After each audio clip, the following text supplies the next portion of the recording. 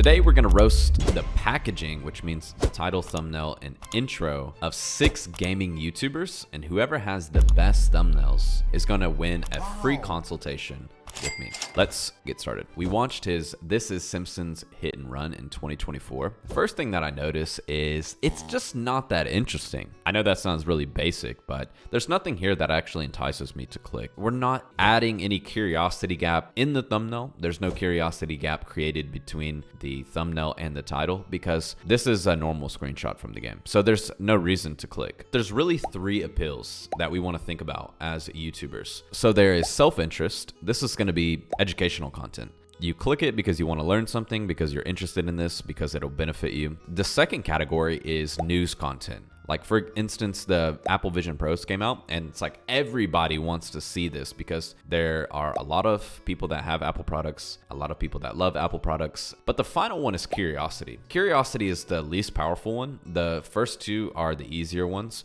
But this one is evoking curiosity, right? Because this isn't new. There's no self-interest in this, right? He's not teaching them anything. And we're evoking no curiosity in this thumbnail because there's nothing different. What is the reason that someone would want to see this game again in 2024? It's because something has been changed to it, something that is new. And if you watch this video, he uses mod packs that you may have not seen that alter the game. So he could either show this mid-action scene of him actually hitting a car, and he could show one of the modded cars that's in the game, or he could just show a scene from the video of the mod and make it look insane. Because if you were saying this is Simpsons Hit and Run in 2024 and people recognize it to some degree, but it's modded and it looks insane, now you've created a curiosity gap because in their mind they're like, why does it look like that? What did he do to the game? What changed about Simpsons Hit and Run? Why does it look like this?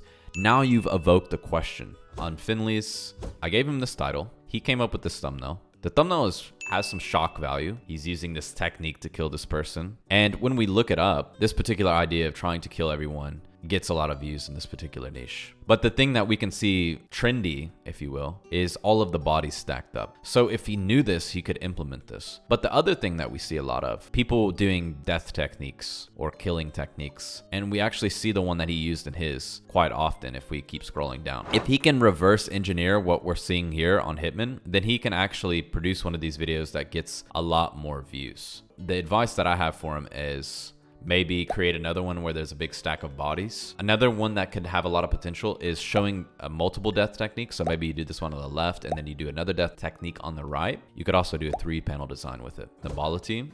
He has these 2 thumbnails. They're not very good. What does C equals Connor mean? Doesn't mean anything. Doesn't make me want to click. But he has these 2 really successful videos right here. Impossible knockout with every UFC champion. Impossible knockout with UFC legends. It is 2 recognizable UFC characters. And he's using clip art to direct your attention to the actual knockout and to convey what is interesting about it. This one's impossible. This one is impossible, but it's specific to Sean because he's doing the 720. We should apply that to this as well. The other thing that I want to talk about is this principle that I use in all of my thumbnails called the WTF factor. Whenever you make a thumbnail, you want to have a factor of the thumbnail that causes the audience to say, WTF, like that's not real. How does he increase the WTF factor? On Rebound, all of their thumbnails are so bizarre. Like this never happened. There was never a ball that got stuck in the floor. If your WTF factor is real, you know, for instance, like Anthony Davis really did shave his unibrow. If it is real, this will produce a video that not only has the viral potential, but has insane viral potential because Shoe in the Glass gets 1.7 million views, but something that is more real gets 19 million views. So if we can find the WTF factor, we can find the thing that looks shocking and unbelievable and use that in our thumbnails to evoke curiosity,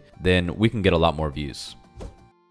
A lot of YouTubers in the Minecraft niche, I noticed they overvalue their character. No one cares about your character.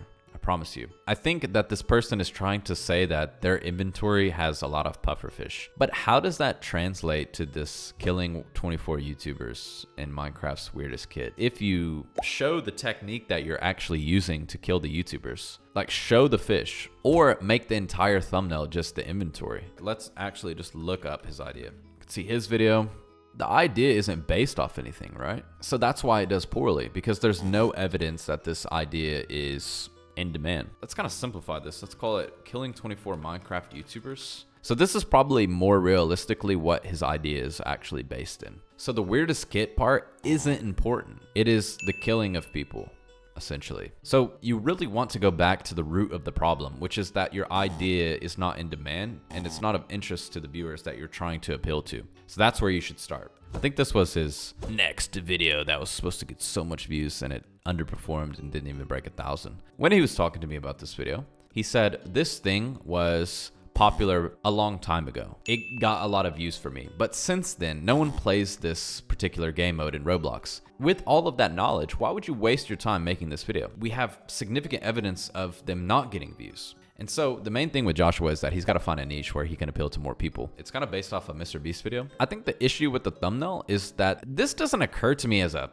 island, right? That's the idea, is Roblox island. But this doesn't look like an island. So right away, I'm kind of off put. And this one, it is black and white. So sure, it is an island. It's supposed to be the $1 one. It's all black and white, so it doesn't really stand out. And then this one is just a Christmas scene. And then he made the money tan color instead of like a green color. And he's like trying to base this off a Mr. Beast video. And if you look at Mr. Beast stuff, he shows like the most expensive island. So that is what you would want to do for this thumbnail. You just want to show the most expensive island, maybe from a perspective that is like similar to this left panel. And you want to show it with some extreme things, like giving it that WTF factor. In Mr. Beast video, he has the golden Ferris wheel. So perhaps you want to add some of those elements to yours. Let's move on to this final one. I specifically want to focus on this latest video because this is the one that we reacted to, but it's about needing this dragon egg. On their server, their dragon egg gave them like godlike powers. First of all, his character doesn't pop out, doesn't add any value. So we should get rid of his character. We should just focus on the dragon egg. The word power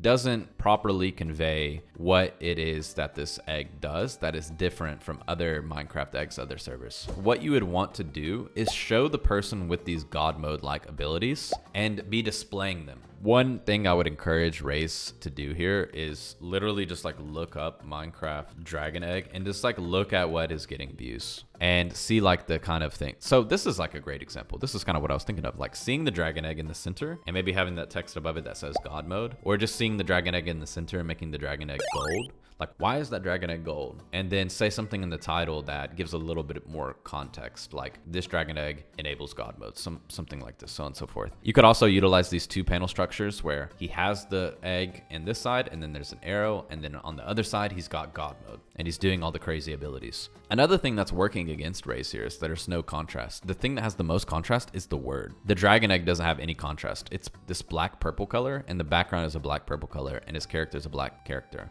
None of the things that he's actually trying to draw visual emphasis to have the visual emphasis except for this word. We should get rid of the character. We should change the text to complete the title, whatever that ends up being, or we should do a 2-panel design, or we should show the God mode abilities. As far as the best thumbnails that we see here, Finn will be the winner for today's video. He will win the free consultation. So if you enjoyed this video, make sure to click this video next, and I'll see you in the next one.